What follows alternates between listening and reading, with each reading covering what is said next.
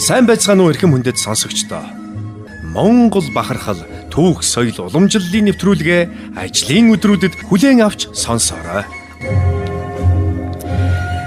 За өдрийн мэндийг хүргэе эрхэм хүндэт сонсогчдоо. Та бүхэндээ энэ сайхан өдрийн мэндийг айлтгах мэдчилж байна. За даваагаас баасан гараг бүрийн хэнцэг хугацаанд хүрдэг Монгол бахархал нэвтрүүлгийн маань энэ удаагийн дугаар инхүү эхлэхэд бэлэн болсон байна. За студид хөтлөгч Пүүжэ миний бие болон хөтлөгч Багийн нар ажиллаж байна. За өдрийн мэнд хүргэе Багийн ахаа. Өдрийн мэнд хүргэе. За өнөөдөр бид хоёр Монгол бахархал нэвтрүүлгээр за бид бүхний хизээнээс одоо хувцсны хэрэглээ болж ирсэн дээлний талаар, дээлний соёлын талаар сонсогч та бүхэндээ бас бэлдсэн мэдээлэлээ төвөрлөн хүргэхээр зорилоо. Тийм ээ, бид нар чи одоо нэг үеэ бодвол чин бас Монгол дээлийг бас гайгүй ер нь нийтлж хэрэглэдэг болоод байна. Ингээд одоо саяхан чин одоо талбайгаар явхангууд чин зөндөө олон сургууль соёлын төгсөлтийн одоо баяр хонгны баяр болоод байгаа харагдаж байна. Ингээ гудамжаар явж байгаад сайхан Монгол дээлээ өмсөн залуухан одоо бүсгүйчүүд алхаж байгаа их гоё харагдаж байгаа юм аа. Ер нь хонхны баяраар бүсгүйчүүд ерэн дээлэр гоёдаг болсон билээ шүү.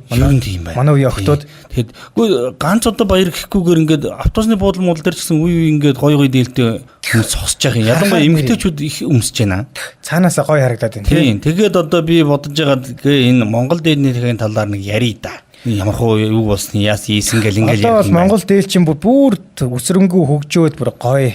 Яг орчин үетэйгээ ингээд уусаад тэр заах мах хээ угуулц хилээд яам. Хинч харсан бүр ямар гоё юм бэ хэмээр тийм болцсон байна. Тийм байна да. За тэгээд хоёулаа нэвтрүүлгээ эхлүүлье да. За Монгол оронд бол нийтдээ 20 орчим ястны 400 орчим төрлийн дээл байдаг гиндэ. 400 орчим төрлийн дээлийг одоо бид нар чи өмсч эдэлж хэрэглэдэг юм байна. За тэгээд тэр дотроо бол хүүхдэд эрэгтэйчүүдийн дээл хувцас нь ойролцоо юм шиг боловч эмэгтэйчүүдийн дээл нь нэлээд ялгардаг гинэ. Хүүхд эрэгтэйчүүдийн дээл ерөнхийдөө л ойролцоо байдаг. За харин эмэгтэйчүүд бол нөгөө гангараа ихтэй наано цаануугаараа явдаг гэсэн нэлээд чамирхаад байдаг. Ийм харагддаг юм байна. За Монгол дээл нь сайтар бодож боловсруулсан хийцтэй учраас одоо дээлийг эсгэсний дараа баг өөд сүлддэггүй гинэ.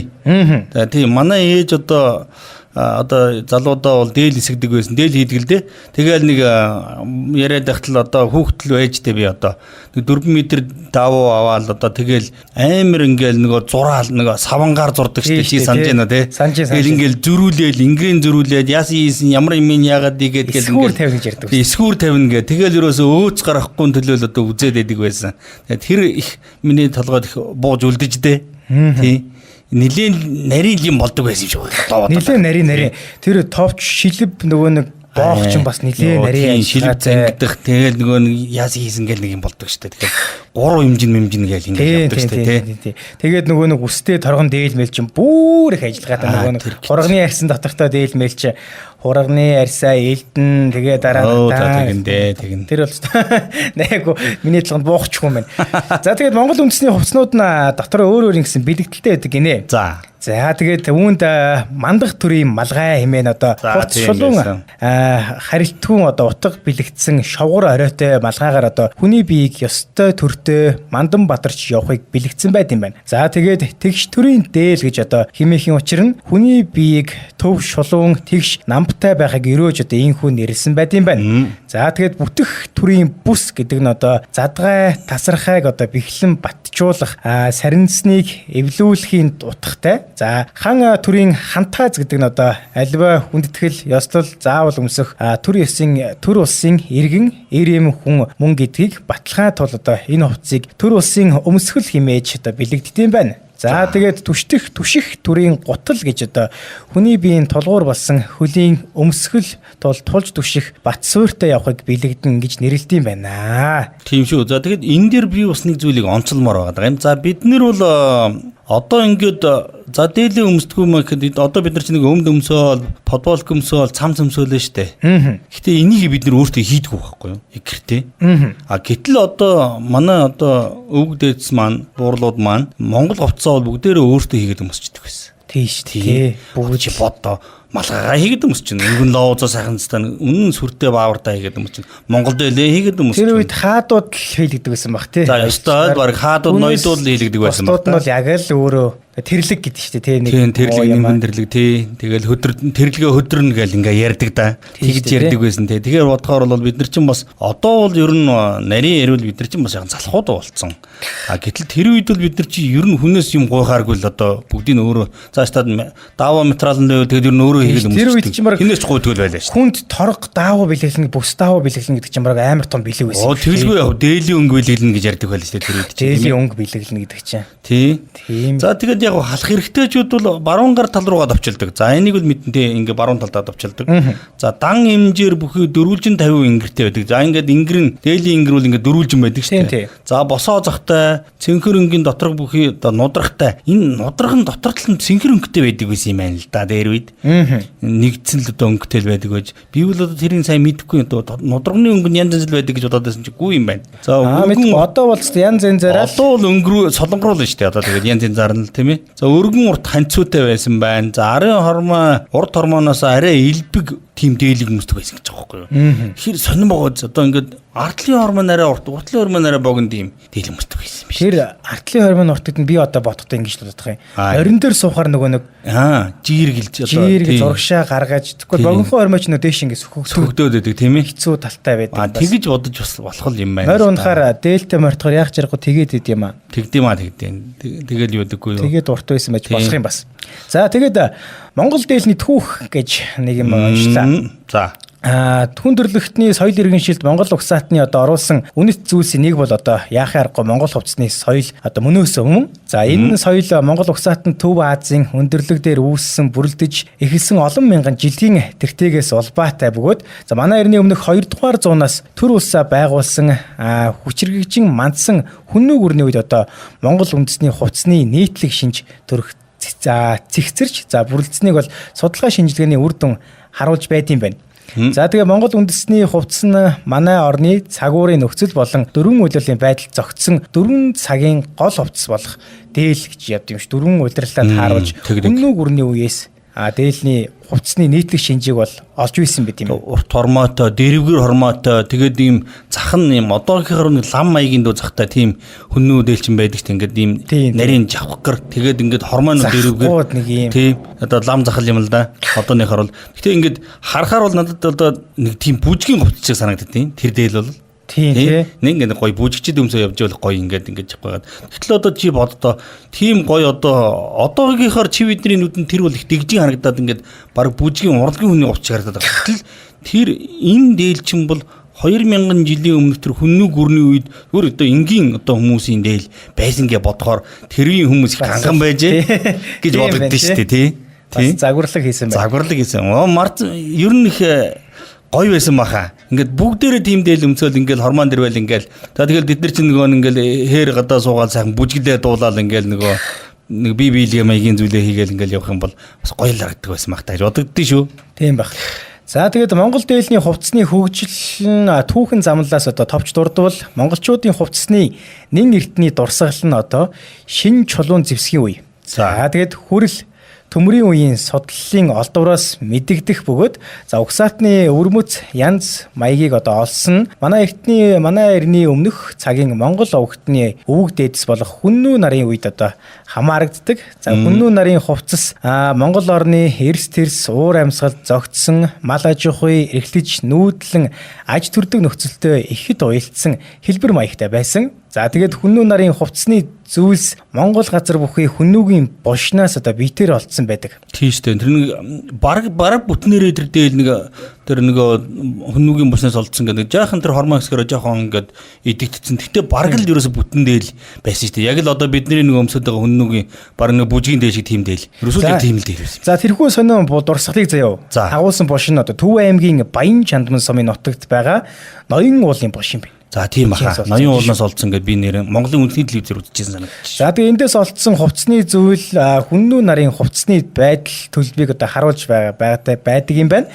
За тэгээд олдврын дотор углаж өмсдөг минжин хэмжээрт одоо бачуу ханцуутай 2 мөр болон арга олоор нь ангийн үс хатсан углаа захны ирэмгийг бүс минжээр эмчсэн хувцас байсан байна. За тэгээд дээлний урт нь болохоор 1 м 17 см, өргөн нь ханцууны хамт 1 м 94 см байсан байна. Ингээл алдлаа л хэмжиж тийм ээ.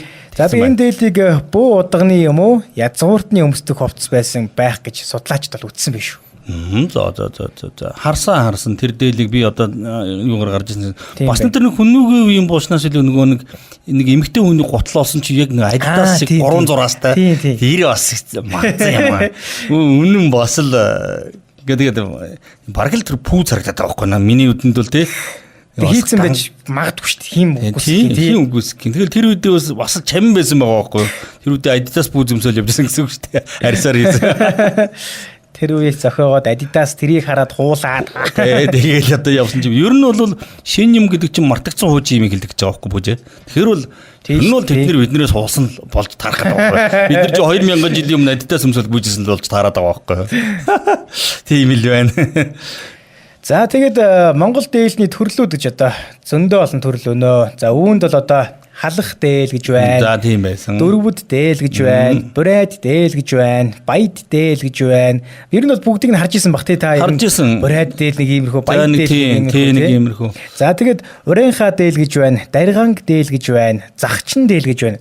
Торгууд дээл гэж байна, бараг дээл гэж байна, за мянгад дээл гэж байна, үзэмчин дээл, хорчин дээл, хотон дээл, казах дээл, дарахад дээл, цаатан дээл, өөлд дээл гэж нийтдээ 17 төрлийн дээл гэж байна. За зарим нь миний мэдгээс 5-аар авчлаа шүү. Би бол одоо би ерөнхийд багцаа энэ бурайд тэр одоо юм үгэнд багцаалт. Бараг дээл мэл гэдэг л мэдгүй мэн. Хотон дээл мэл. Гэтэ ерөнхийдөө дээлний хэм маяг бол байгаа. Энэ харахад бид нар дээл гэж мэдээд байдаг. Юу нь л өөр бах тий. Наано цаанууд дээр нэг жоохон зөрөөтөл байд юм шиг тийм ээ. Энэ гоё чимэглэл мэмэглэл хэмжээр хатгаар нь л өөр бах та. За тэгээд Монгол дээл урдуур бол битүү зөрдөг, ингэр нь өрөөрөө салхи оруулахгүй. За бүсэлж юм өвөртлөхөд одоо зогтсон байна. За мөн дээлний нудраг нь гар хамгаалах болон юм арчих жирэг болдог. Тий ягаад за төр зогсооч би. Чи яг нудраг яриад эхэлсэн. Би нэг нудраг дээр нэг хоёр үг хэлмээр байгаа. За ер нь нудраг гэдэг юм бол хизээ үүссэн бэ гэдэг асуулт гарч ирж байгаа байхгүй юу. За ингээд бид нар бол нудрагыг бол ерөнхийдөө тэр манжийн засагт байх үеэс ингээд нудраг бол хүмүүс дээлнийхээ анцуун дээр бол нудраг одоо залгаж ойдөг болсон юм байлээ гэж хэрэглээний сүйдэлтэй ийм зүйл байгаа. За тэгээ энэ дээр бол яасан гэхээр ер нь бол монголчууд дээр үеэс авах болоод ер нь хээл ахуулдах дургүй байсан гинэ. За тэгээ манжийн төрийн үеийн чинь хээл ахуул нэлээд газар авсан юм байгаа үстэй. Одоо нөгөө кино мөн дээр гардаг чинь ингээд нудрагандаа ягаал ийм шургуулдаг те. Тэгээ монгол говчны түүхэл одоо манай ард түмний эрхчлөөний тэмцлийн бэлэгдэл болж байдаг гин те. За манж хятад нар бол монголчуудын гарт юмбүү гэж атгуулж ахуулдаж одоо Монголын газар нутгийг эзэг далд санаа агуулж исэн гэж одоо ийм яриа байд юм байна. Тэгвэл монголчууд одоо тэгээд монголчууд бол юу гэдэг юм бэ? Дээлийнхээ хандцыг одоо тал юмбүү хэлбэрийн нудрагтай болгоод ингээд дээш нь нэргүүлж харагдуулдаг. Ингээ аргаар нь гоё яг юмбүү шиг харагддаг дээлийн нудраг. Тэгээ гоё. Ингээ тэгээд тэр цэнхэр өнгөтэй байд юм байна тэр дотортлон. Тэгэл дээлийн нудрагыг буулган хоёр ханцаагаа нийлүүлж хоёр одоо нудрагны омгийг гадагш нь одоо барих юм бол яг л юмбүү хэлбэртэй болдог. Одоо ингээд нудрага болгож авал ингээд хангууд яг юмбүү шиг ингээд хэлбэртэй байдаг гоё тий. Ингээд байдаг. За мэдээж хэрэг хэрэглээ бол байсан. Дээлийн нудраганд бол бэлиний үүрэг гүйцэтгэжсэн тийм ээ. Жиргэний үүрэг гүйцэтгэжсэн гэл ингээд зөндөө үүрэг гүйцэтгэжсэн. Гэхдээ нөгөө талаас бол бид нар бэлэгдэл нь бид нар багийн юмд худалдагдахгүй шүү гэсэн агуулгыг бас зөв. Одоо бэлэгдэжсэн юм уу даа гэж би бодсон шүү. Одоо энэ ямар аймгийнхан билээ бараг л нэг юу л нудраг яваадах юм. Нэр төвдүүд чинь бас нэг юм тий. Тийм яг үнэ. Ангар урт нудраг. Бид нар чинь ингээд ханцуун амир урт ингээд хэд нугалж байгаа. Тэгээд ингээд нудраг амир том. Тэнгүүт дээлийг нь хормон богинохон. Тий. Тэгээ нэг юм бараг нудраг яваад. Нудраг нэг л том нудраг ингээд араас нь харахад бараг сармагчин яваад байна юм байна. За тэгэж хэлээд одоо буруутсан юм байна шүү хоёлаа. Гэхдээ манай бас нэг энэ ямар аймгийнхан гэж бас нэг л том нудрагнууд л яваа л. Тэгээд чи одоо бодож байна санаж байна. Дээр үедээ тэр 90-ад оны үе тэр одоо 2000-ад оны үед чинь бид нар чинь нөгөө дээлийнхэн одоо хөдөөний нөгөө жинхэнэ адуучин залуучууд чинь бүсээ хөргөн бүсэлдэг байлаа шүү дээ. Ингээд чи санаж байгаа да тий. Амар өргөн баг ингээд харж яжээс авахгүй бол ингээд баг ингээд өвдгөө хүртэл ингээд баг бүсээ бүсэлцэн. Тэгэл нэг амар зэвүү ингээд өчиг юм яваад байдаг. Тэгдэг байсан бас л дээлний соёл сонин байгаамаа. Газар хэрэглээ гэдэг. Тэгдэг байх тий. Тий. Тэр нудраг бол бас л хүүхэд багт айлын тавнаас чихэр авахд л хэрэгтэй зүйл байсан л та. Тэр бас нэг чихэр амс гээл нудрагаараа нэг ингээл буулгал гаргахад хилдэг авах нүдтэй тий. 7-8 чихэр бол тас. Тэр бас хэрэгтэй ил байж чамд. Хэрэгтэй ил байсан шүү надад бол. Тийм байна. Гол зэвсэг байсан шүү дээ. За тэгээд за чи юу? таны мэдээлэл болсон уу? Миний мэдээлэл болсон. Би яриа болоогүй байна. Аа, Би чинь гоё яриагаа бас ингээд жаахан амт оруулах гэдэг ганц нэг гоё мэдээлэлүүд авч илдээд байсан юм аа. За ер нь бол ингээд дээлийг чинь бид нар ингээд өмсөөр гоод 90 он хүрж байгаа байхгүй. 90 он хөрөнгөө чинь бид нар чинь нэг дээлэн дээрээ нэг одоо бас нэг чинь шинжил орууллаа штэ. 90 он чинь бид нар чинь хоргоо хэмжээртэй дээл гэдэг юм чинь модон орлоо штэ. За тий. Хошуу хоргоо, бүтэн дөрвөлжин хоргоо гэдэг юм чинь гарч ирэл. Хошуу хоргоогоор дээл хэмжиж их нарийн ухаан ордог байлаа. За тэгээд нөгөө 90 онд нөгөө зах зээлд ороод юм арай дэлбэг болсон чинь хүмүүс чинь бүхэл бүтэ хоргоогоор дээл хийж өмсөд. Нэх яга мага цэгэр микр ногоо могон дээлтэй хүмүүс яваад гэлдэг байлаа. За дараад нь тэгээд 2000-ад оны үе болоод ирэнгүүт чинь нөгөө загварын дээлүүд чинь хөгжиж эхэллээ шүү дээ. Нөгөө дуучин болд төрөөс иргэл дуучин болд чинь нөгөө загварын дээл анх өмсөж гаргаж ирэл. Тэгээд хил ам болоод дээлийг ингэж өмсөж болохгүй. Хуучин уламжлалаар нь өмсөөрэй гайл. Тэгтэл одоо нөгөө загварын нөгөө нэг салонууд чинь гоё загварын эмгтэй дээлүүдийг гаргаж ирж өмсөөл. Ингээд нэг хэсэг маргаж ирсэн. Одоо бол харин ер нь бол тэр хил амнаа харьцангуй дарагдаад загварч загвараараа өмсдөг болж ингийн ч ингийнээр өмсдөг болж.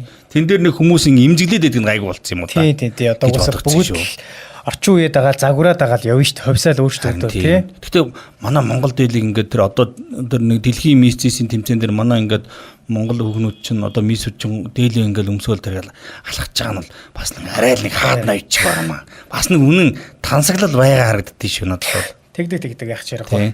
Ийм юм байгаа. Тэгээ Монгол дээл бол бас үнэхээр одоо бидний нэг талаасаа бол ахын хэрэглээ байсан. А нөгөө талдаар бидний бас нэг зэрэг зэндааны бас нэг үндэснийхэн тансаглалыг харуулж байсан гэдэг. Одоо энэ дээр би зөвхөн өстой яг төвтрүүлгийн төгсгөл дээр энэ тэр нөгөө монголчуудын дунд гээд Джеймс Гилморын одоо нэг ном байдаг байхгүй 1913 онд одоо нийслэл хүрээнд иржсэн одоо Английн одоо номлогч хүний нэг ийм тэмдэглэл байдаг байхгүй бүжээ. Тэрэн дээр юу гэж ирдэг гэж тэр хүн Бээжингээс ирж байгаа юм. Тэгээ Бээжинд ирсэн чинь мань яасан гэхээр дандаа ийм хар бараан хувцастай хүмүүс харсан гинэ. Юус юм тэгээ царай зүсэн их бундуу дандаа хар бараан хувцастай нэг хятад нөгөө хувцас штэ ягаа. Ингээд ирсэн. За тэгээд нөгөө нөхөр чинь Тэмээн жингийн цуугаар Монгол ирсэн чинь Монгол бол харин нийслэл хүрээнд ирсэн чинь нийслэл хүрээний одоо ер нь монголчууд айгүй өнгөлөг байсан гэж байгаа байхгүй.